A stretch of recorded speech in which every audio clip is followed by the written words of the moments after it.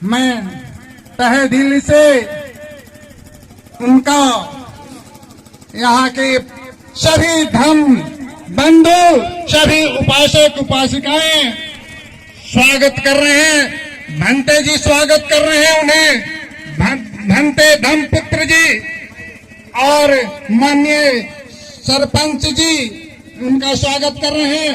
अभी अभी माननीय अरविंद कुमार यादव सरपंच साहब उनका स्वागत कर रहे हैं। बहुत बहुत धन्यवाद। हम चाहेंगे कि माननीय विधायक जी आकर अपना स्थान ग्रहण करें। अब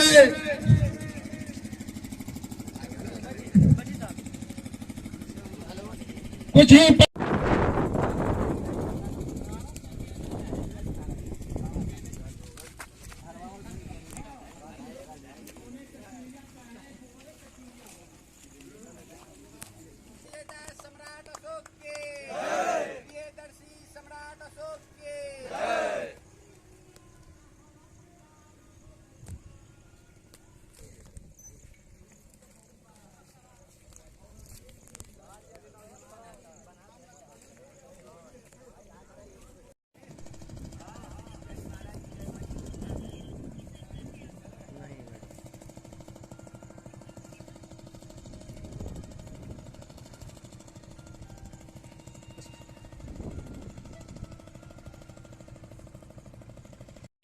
मूर्ति थी और उनकी मूर्ति तोड़ दी गई। वहां पे हमारे पार्टी के महासचिव दीपांकर भट्टाचार्य जी गए थे, हमारे पार्टी के अन्य नेता भी वहां गए और भी लोग गए थे। कुछ ही दूर पे था, उसको तोड़ दिया गया। वो बाबा जब पटना एयरपोर्ट पर पहुंचे थे तो उनके स्वागत में एक सांसद ड्राइवर बन गया, एक सांसद पालकी लेके गया और पता नहीं क्या क्या लेकर गए। सभी सांसद एक ही पार्टी के थे और मैक्सिमम समर्थक दूसरी पार्टी के उस कार्यक्रम में शामिल हुए। मैक्सिमम, ऐसे तो बहुत सारे लोग जो पाखंड में यकीन करते हैं। मनुष्यता, मनुष्य होने का जो हमारा अधिकार है वो हम हासिल करना चाहते हैं। अब हम नहीं चाहते कि जात के आधार पर गुरुकुलों से तुम हमें बाहर कर दो। हम नहीं चाहते कि गुरु दक्षिणा में तुम हमारे अंगूठे मांग लिया करो हमसे। हम अब तुम्हारे इन साजिशों में, तुम्हारे दान और दक्षिणा के साजिशों में नहीं फंसने वाले हैं, क्योंकि हम जानते हैं कि हमारे पुरखों ने तुम्हें अंगूठा दिया और इसके बदले तुमने उनको मृत्युदंड की सजा दी। और उनकी मृत्यु सिर्फ एक व्यक्ति की मृत्यु नहीं हुई, बल्कि एक लंबे हमारे इतिहास की मृत्यु हुई, हमारी मृत्यु हुई। हमें उसके बाद शिक्षा नहीं मिला, उससे हमें वंचित कर दिया गया। इसलिए अब हम तुम्हारी इन साजिशों में, इन झूठ में, इस आडंबरों में फंसने वाले नहीं हैं। अब हम जानते हैं कि हमें हमारा अधिकार कैसे लेना है। हमें बाबा साहब को पढ़ते हुए, उनके संघर्षों को देखते हुए, समझते हुए ये सीख, ये ज्ञान हमें प्राप्त हुआ है। इसलिए अब हम लोग लड़ रहे हैं और गांव-गांव में इस लड़ाई को मजबूत करने की जरूरत है। सेकुलरिज्म को, धर्मनिरपेक्षता को स्थापित करने की जरूरत है। अब देख रहे हैं पूरे देश भर में आरएसएस और बीजेपी पूरे देश की हवा को बदलने की कोशिश कर रही है। राजनीतिक शक्तियों को तोड़ करके उनको खत्म किया जा रहा है। कुछ दिन पहले बीजेपी का राष्ट्रीय अध्यक्ष जेपी नड्डा का एक बयान आया था कि इस देश में अब एकमात्र ही पार्टी बीजेपी रहेगी और वो उस दिशा में चल रहे हैं। किसी को ईडी का डर दिखाकर, किसी को सीबीआई का डर दिखाकर और किसी को पैसे का लालच देकर वो देश भर में पार्टियों को तोड़ रहे हैं। अभी हाल ही में आपने महाराष्ट्र में देखा, पिछले दिनों शिवसेना को तोड़ दिया गया और इस बार एनसीपी को तोड़ दिया गया। और लगातार जो विपक्षी एकता पूरे देश भर में बन रहा है, लगातार जो देश भर में विपक्ष के तमाम लोग एकजुट हो रहे हैं और एकजुट होकर बीजेपी को खत्म करने का संकल्प ले रहे हैं, उनको तोड़ देने की कोशिश हो रही है। लोकतंत्र को खत्म करके सेंगोल को स्थापित करते हुए राजतंत्र को स्थापित करने की कोशिश चल रही है। देश के लोकतांत्रिक परिपाटी को, देश के लोकतांत्रिक इतिहास को खत्म करके चोल वंश के राजदंड को स्थापित कर हिंदू राष्ट्र की घोषणा की कोशिश की जा रही है।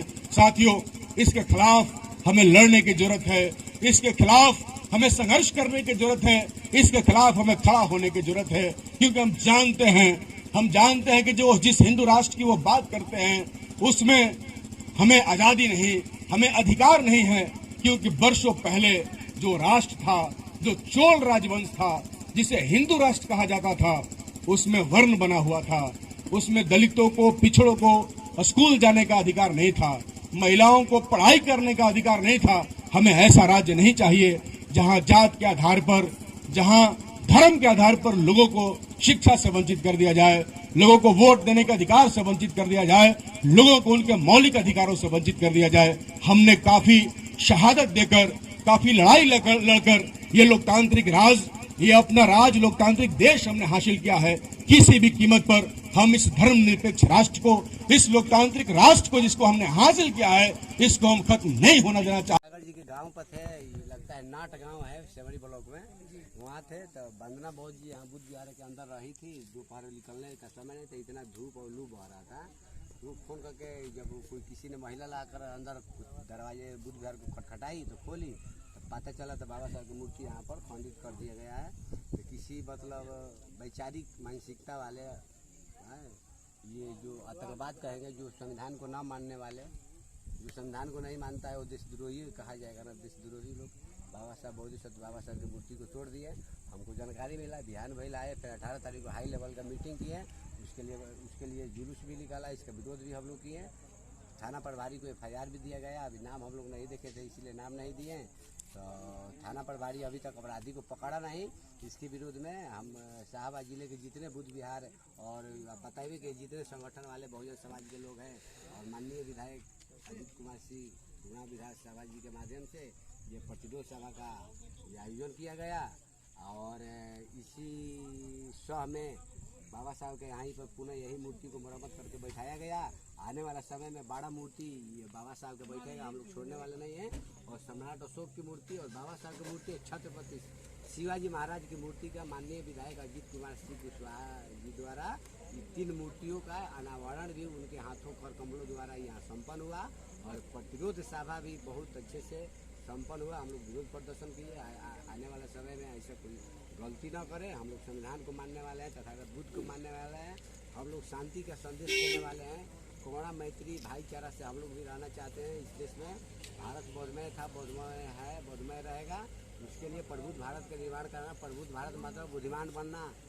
हर बच्चा, कोई भी माता पिता चाहता है बेटा जो बने हर बुद्धिमान बने। तो मानव जाति को बुद्धिमान बनाने के लिए ये हमारा मिशन बुद्ध विहार काम कर रहा है। इंडिया में सबसे ज़्यादा जो है कि बाबा साहब की ही प्रतिमा को क्षतिग्रस्त किया जाता है, ऐसा क्यों? देखिए, यहाँ के मनुवाद कहता है ना, जब बाबा साहब अकेले थे ना तो एक अम्बेडकर से उसको खतरा नहीं था। मगर बाबा साहब ये पुतला लग गया ना, स्टैचू लगता है पूरे विश्व में लगा हुआ है। भारत देश में सबसे ज़्यादा लगा है।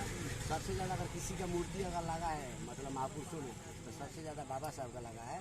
तो बाबा साहब पहले एक ही बाबा साहब दिखाई देते थे जब जिंदा थे। और तो जगह जगह चौराहे पे रोडे पे गली पे बाबा साहब दिखाई देने लगे। और जब बाबा साहब गाँव में दिखाई देने लगे तो बहुत भिक्षुओं के माध्यम से, अम्बेडकर अनुयायियों के माध्यम से, बुद्ध के अनुयायियों के माध्यम से गाँव में जिस तरह जन जागृति प्रचार प्रसार हुआ तो समाज में इतना जागृति आ जाएगा तो मनुवाद को खलबली हो रहा है। ताकि हमारा जो अस्तित्व है ना मिटने वाला है।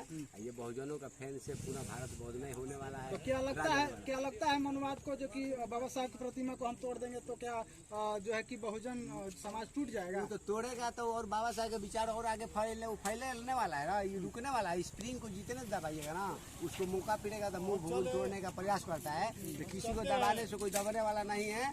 ये बाबा साहब के दिन दुना रात चौगुना मिशन आगे बढ़ने वाला है। बाबा साहब को कोई मूर्ति तोड़ सकता है मगर बाबा साहब के विचार नहीं तोड़ सकता है। अब इंटरव्यू लेना है तो हमारे गुरु से ले लीजिए 2 मिनट। बहुत बहुत धन्यवाद। आइए भंते जी, हम आइए भंते जी।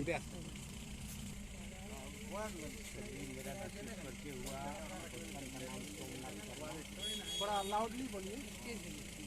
बचपन का नाम मेरा हुआ सोमनाथ शर्मा, भिक्षु नाम हुआ भूमते धर्मपुत्र। बोलचाल में हमको लोग मुंडा लोहारकर बाबा भी कहते हैं।